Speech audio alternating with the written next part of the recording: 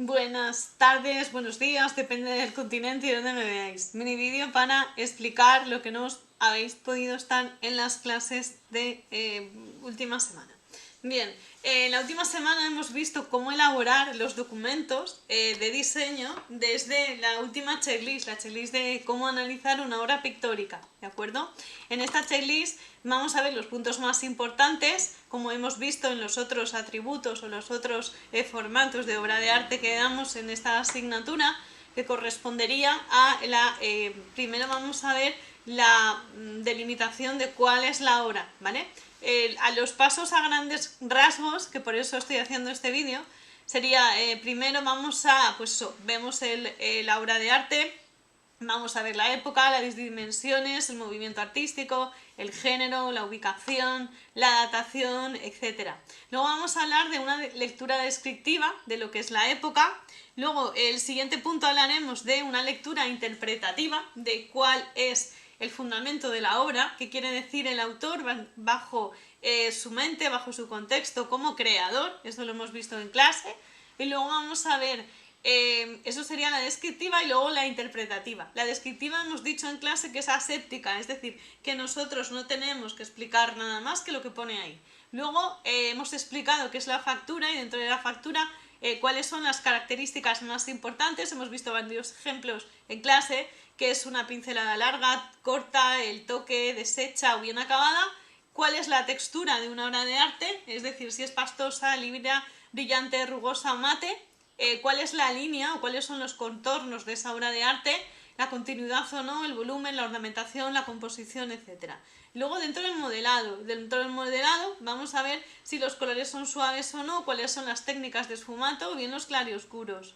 Vamos a ver el tipo de luz también, si es artificial, hemos visto que es artificial, cuáles son los cuadros de luz de estudio, cuáles son las sombras, cómo caracterizarlas, etc. Todo esto va muy relacionado con el movimiento de la época. Hemos visto que no es igual una obra del románico que del paleolítico o bien del cubismo, ¿de acuerdo? Y cuáles son las características, las gamas, los colores, los acabados, etc.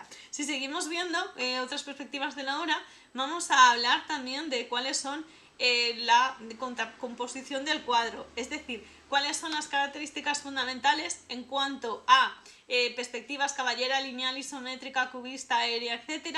Cuáles son las cuadraturas, si tiene una, dos, en forma de triángulo, rectángulo, cómo son los personajes dentro de la composición del cuadro, principales y secundarios, y cómo numerarlos. Luego también si es figurativa o abstractiva o abstracta, naturalista, antinaturalista, cómo está pues la anatomía, los ropajes, los pliegues, y luego pasaríamos a la dimensión temporal de la época y la representación. Dentro del formato de contenido y función, cuáles son los puntos que vamos a resaltar más de esa obra y cuál es la forma de representarlos. Hablaríamos luego del autor y como el contexto de la obra, que sí tenemos que poner todo lo que hemos visto en clase del tema, de la época, y cuál es la línea general de la historia del arte de ese movimiento o de ese cuadro de movimientos, y pasaríamos a ver la opinión personal o la lectura reivindicativa, valorativa de esa época, ¿de acuerdo? Eso es lo que hemos visto a grosso modo y cuáles son las características más importantes a resaltar en cada obra de arte. No nos olvidemos que todo es subjetivo, mientras que no nos den, sobre todo si vamos a hablar de tipo de trazo, pinturas, etcétera, grosor, dentro del lienzo, etcétera, porque nos pueden dar una litografía, una fotografía para hacer el examen, como no vamos a tener el cuadro.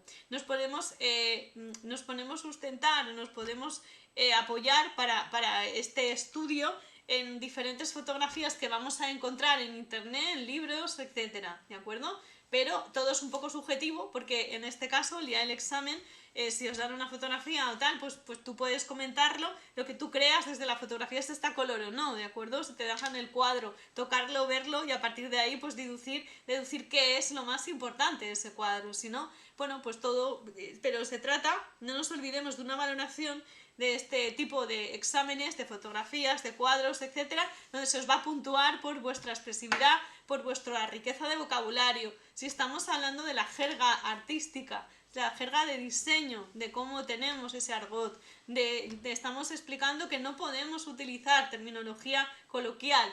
Vas a un tribunal, vas a hacer un examen, vas a tener la posibilidad de aprender, vas a tener la posibilidad de estar o de tener una plaza gratuita en una escuela pública cuando sabes que existen universidades privadas, y todo esto tienes que llevar a esforzarte a aprender una serie de conceptos, aprender una serie de cosas y conocimientos para hacer este examen, ¿de acuerdo? Que no se hace en un día, ¿vale? El curso normal dura 9 meses, hay gente que luego lo quiere hacer deprisa y corriendo, puede tener suerte o puede no tenerla, ahí ya nosotros no podemos decir nada, y es un poco el contexto de estos exámenes de preparación, tanto de la prueba de diseño como de la prueba de arte.